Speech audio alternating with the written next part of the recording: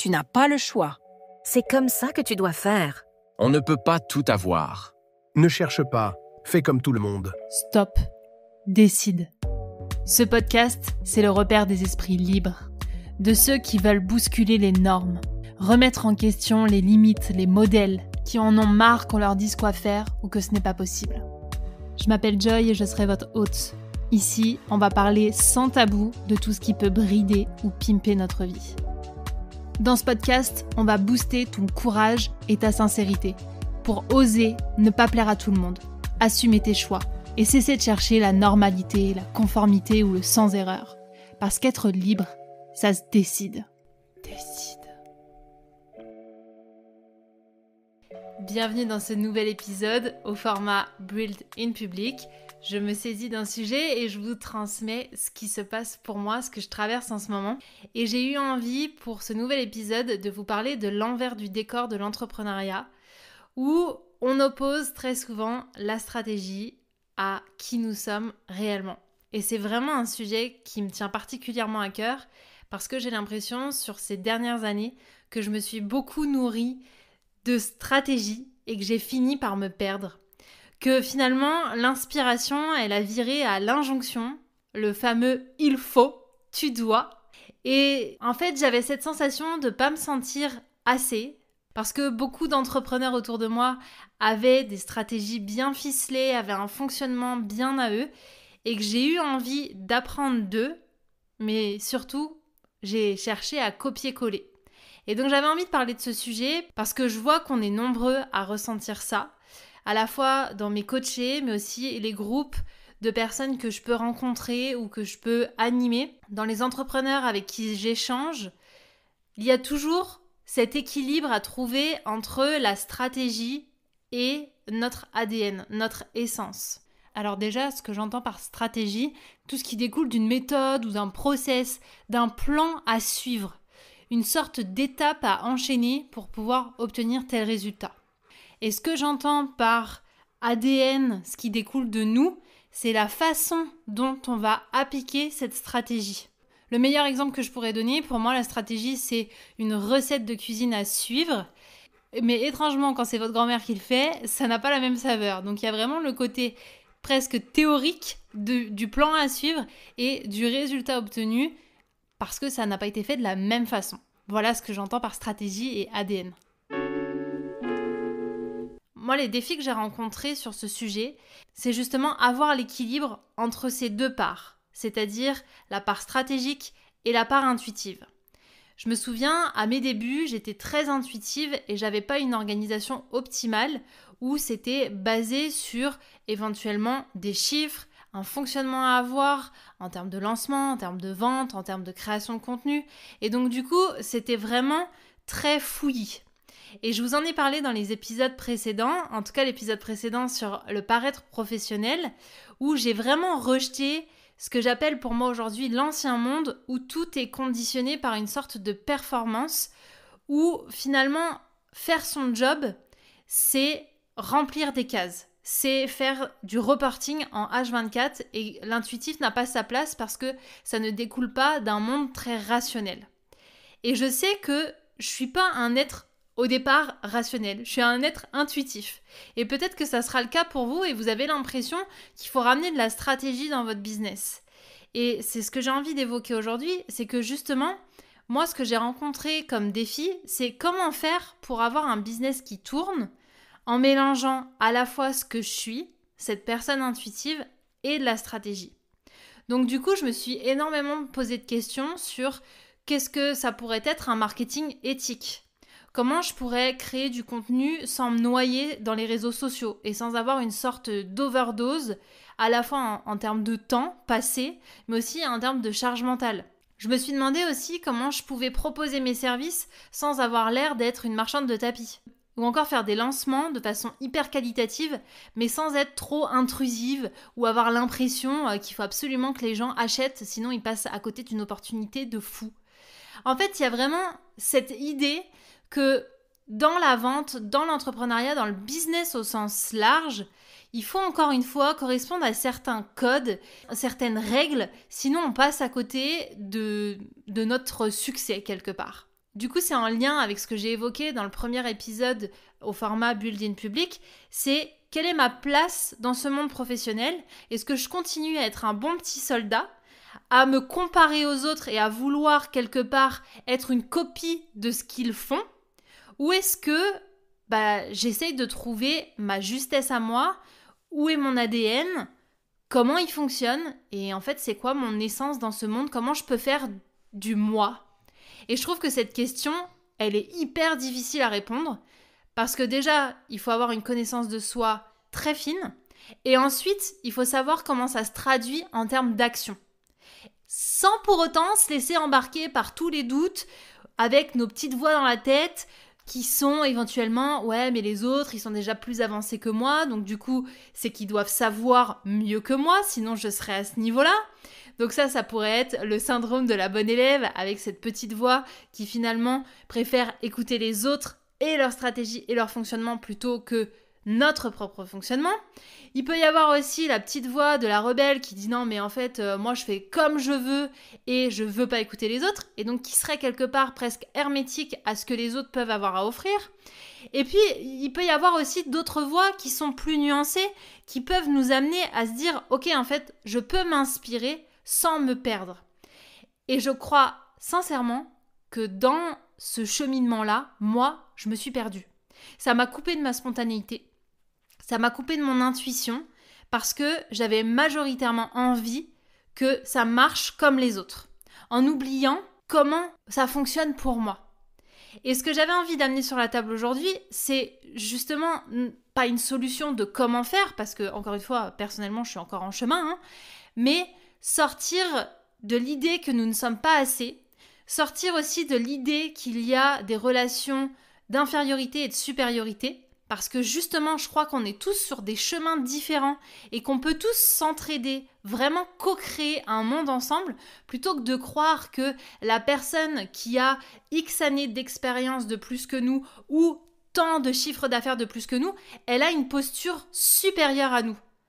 En fait, pour moi, c'est une idée qui devient fausse avec le temps, qui est de me dire que les gens qui ont des critères de réussite que je pourrais avoir envie, donc j'en sais rien, ça pourrait être un chiffre d'affaires, un impact, un nombre de clients ou juste une joie de vivre dans leur travail, peu importe les critères qu'on met derrière, ils n'ont pas cette place, ils n'ont pas cette posture supérieure à moi. Nous ne sommes pas en fait en compétition. Et je vois que cette idée justement de stratégie est venue me faire travailler là-dessus et m'a éloignée de mes propres valeurs, de mon propre fonctionnement, pour aussi me faire comprendre que je pouvais me noyer dans cette stratégie. Je pouvais continuer à me positionner comme ce petit être qui n'est pas assez et qui doit se nourrir des autres et donc quelque part continuer à être dans la compétition, à se comparer et à croire qu'on n'a pas suffisamment d'éléments, etc. Et en fait, j'ai découvert que la vie est absolument magique puisqu'elle vient vous mettre sous les yeux exactement ce que vous devez vivre. Alors, je dis pas qu'on est tous obligés de croire à cette idée, en tout cas moi c'est ce qui me porte au quotidien, c'est de me dire que chaque chose que je vis est là pour m'apprendre une leçon. Et donc en mai, j'ai fait un lancement sur une offre qui me tenait particulièrement à cœur, qui s'appelle Dévoile ton jeu, et qui est l'essence de ce que je sais faire de mieux. Et ça a fait un flop monumental. Et en fait je me suis pris une tarte phénoménale, parce que j'ai mis tellement d'énergie, j'ai mis tellement de moyens, à la fois financiers, créatifs, en termes de contenu aussi, que j'attendais des résultats. Et surtout, j'avais appliqué des stratégies à la lettre. Des stratégies de gens pour qui ça marche. Pour qui, quand on fait ça, puis après ça, le résultat, c'est ça. Comme si la vie était juste un assemblage d'étapes et que forcément, à la suite, on obtient ce fameux résultat. Et cet été m'a vraiment permis de conscientiser que j'étais arrivée à une sorte d'overdose.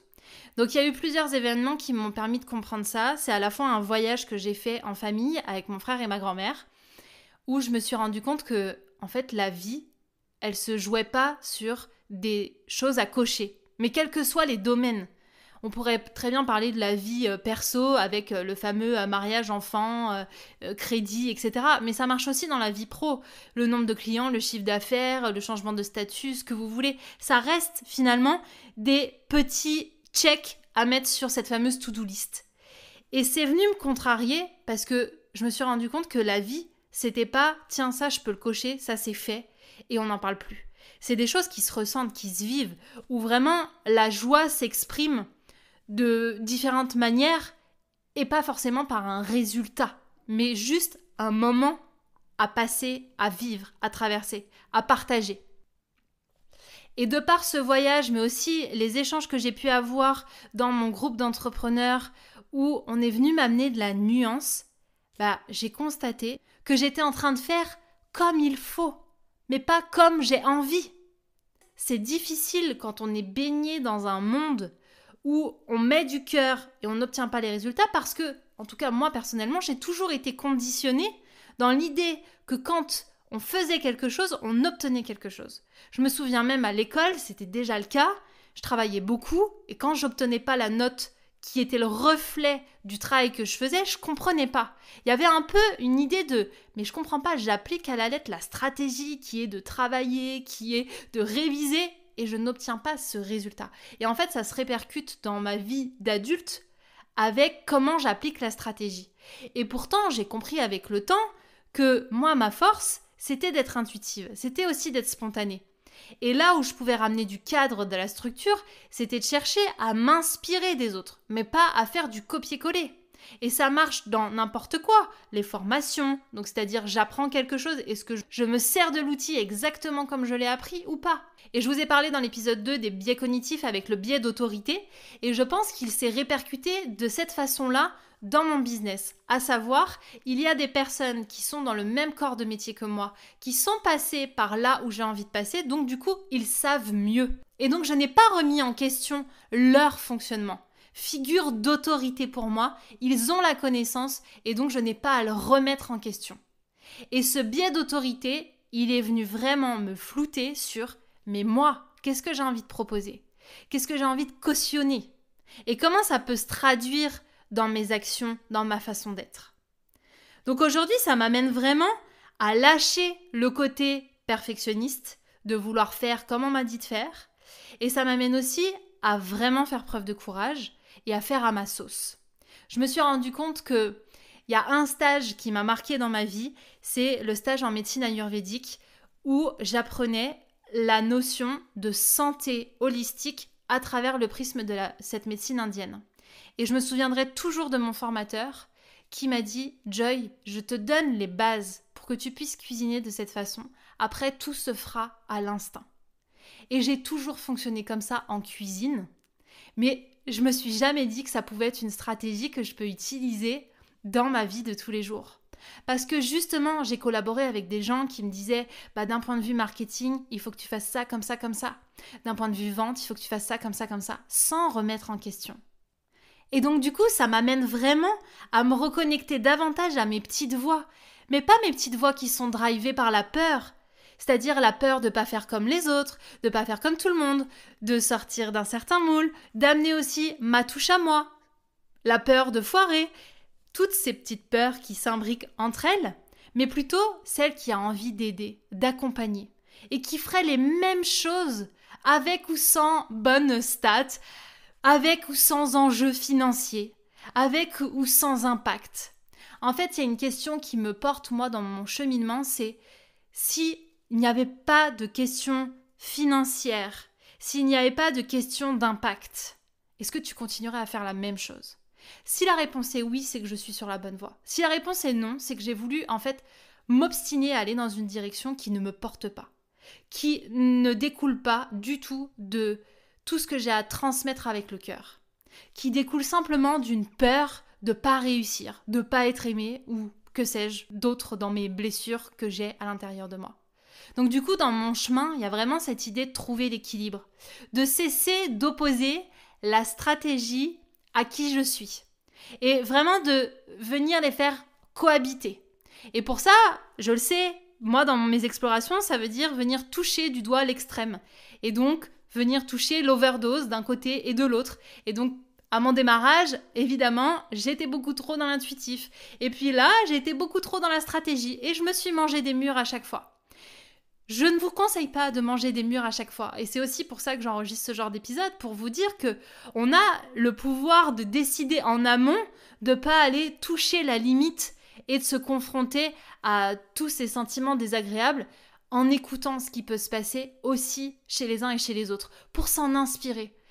Vraiment, s'il vous plaît, n'écoutez pas cet épisode en vous disant « Joy, elle a dit qu'il fallait faire comme ci, comme ça ». Au contraire, ces formats, ils sont aussi là pour vous permettre de vous poser la question « Qu'est-ce que je cautionne aujourd'hui ? Avec quoi je suis à l'aise ? Et avec quoi je suis pas à l'aise ? Qu'est-ce que ça vient toucher chez moi pour mettre de la compréhension ? Pour le remettre en perspective avec vos valeurs, votre propre fonctionnement ? Et vous inviter à voir comment vous pourriez faire différemment. Parce que ce sentiment de ne pas être assez, ce sentiment de faire comme on m'a dit de faire, il découle de choses bien plus profondes que juste comment je fais fonctionner mon business.